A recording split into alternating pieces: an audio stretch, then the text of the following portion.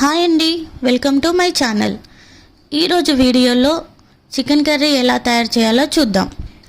ఈ chicken curry రైస్లోకి, బగారా రైస్లోకి, చపాతీలోకి కూడా బాగుంటుంది. ఎంతో జ్యూసీగా ఉండే ఈ చికెన్ కర్రీ తయారు చేసే విధానాన్ని ఇప్పుడు చూద్దాం. ఈ చికెన్ కర్రీ కోసం ముందుగా 1 kg చికెన్ తీసుకోవాలి. చికెన్ని బాగా వాష్ చేసి పక్కన పెట్టుకోవాలి. ఇప్పుడు స్టవ్ ఆన్ చేసి ప్యాన్ పెట్టి ప్యాన్ హీట్ ఎక్కాక అందులో 4 టేబుల్ స్పూన్స్ ఆయిల్ వేసుకోవాలి. ఆయిల్ హీట్ ఎక్కాక 4 to 5 పచ్చిమిర్చి, చిన్నగా తరిగిన ఆనియన్ వేసుకోవాలి. పచ్చిమిర్చి ఆనియన్ కాస్త మగ్గాక పుదీనా వేసుకోవాలి. ఒక 2 minutes తర్వాత అందులో 4 లవంగాలు, కొద్దిగా దాల్చిన చెక్క, 2 యాలకులు, 2 బగారా ఆకులు, ఒక స్టార్ ఫ్లవర్, కొద్దిగా బ్లాక్ స్టోన్ ఫ్లవర్ వేసుకోవాలి. ఇప్పుడు బాగా కలపాలి.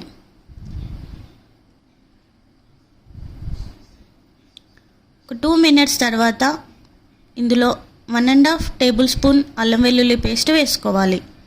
అల్లం వెల్లుల్లి పేస్ట్ని పచ్చివాసన పోయే వరకు వేగనిద్దాం.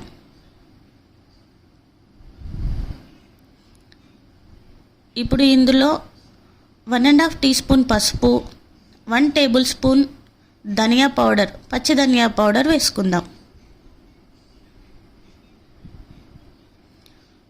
ఇప్పుడు ఇందులో బాగా కడిగి పెట్టుకున్న చికెన్ వేసుకుందాం. చికెన్ వేసాక ఇదంతా చికెన్ ముక్కలకి బాగా పట్టేలా కలుపుకోవాలి. 5 minutes ఆయిల్లో ఫ్రై అయ్యాక ఒక పెద్ద ప్లేట్ తీసుకొని అందులో 2 glasses ఆఫ్ వాటర్ పోసి ఈ ప్యాన్ పైన పెట్టుకోవాలి. ఇలా ప్యాన్ పైన పెట్టడం వల్ల ఏమవుతుందంటే గిన్నె అడుగంటకుండా ఉంటుంది, అలాగే చికెన్ కూడా బాగా కుక్ అవుతుంది.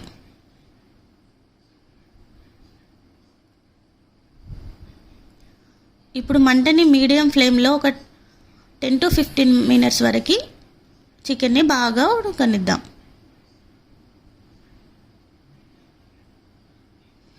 ఇలా చికెన్లో నుంచి వాటర్ పైకి వచ్చాక 1.5 టేబుల్ స్పూన్ కారం, 1.5 టీ స్పూన్ సాల్ట్ వేసుకుందాం. కారం, ఉప్పు మీ రుచికి తగినంతగా వేసుకోండి. ఇప్పుడు బాగా కలుపుకుందాం ఒకసారి.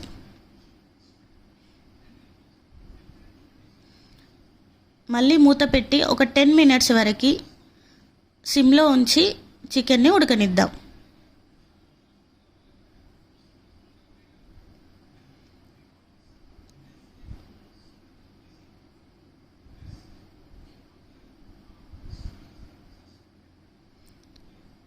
టెన్ మినిట్స్ తర్వాత కొద్దిగా పుదీనా, కొద్దిగా కొత్తిమీర వేసి మరొకసారి కలుపుకుందాం. ఇలా చికెన్ దగ్గర పడ్డాక అందులో 1/2 teaspoon garam masala powder వేసుకుందాం.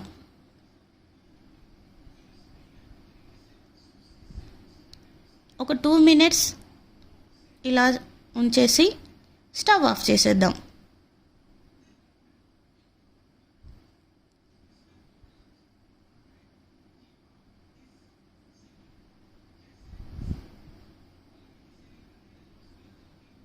చికెన్ కర్రీ రెడీ అయిపోయింది.